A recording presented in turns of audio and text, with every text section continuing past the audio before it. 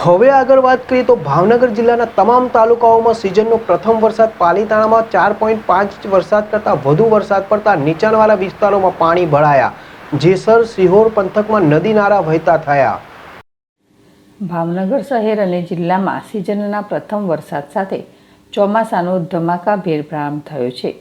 ગત મોડી સાંજે ભાવનગર શહેરમાં ગાજવીજ સાથે અડધો ઇંચ વરસાદ પડતા શહેરના અનેક માર્ગો પર પાણી ભરાયા હતા. પાલીતાણા શહેરમાં પ્રથમ વરસાદે જળબંબાકાર જેવી સ્થિતિ સર્જાઈ હતી. 4.5 ઇંચ કરતાં વધુ વરસાદ પાલીતાણા શહેરમાં પડતા પાલીતાણા શહેરના નીચાણવાળા અનેક વિસ્તારોના ઘરો અને દુકાનોમાં પાણી ભરાયા હતા. પ્રથમ વરસાદમાં લોકોએ નાહવાની મજા લીધી હતી.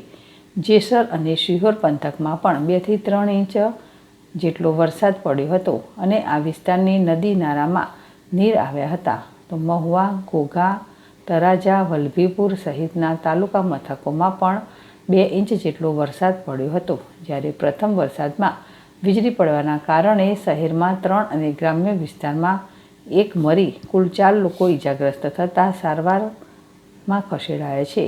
આમ સિઝનનો પહેલો અને સારો વરસાદ પડતા ધરતીપુત્રો ગેલમાં આવી ગયા છે, તો લોકોએ પણ ગરમીમાંથી રાહત મેળવી છે.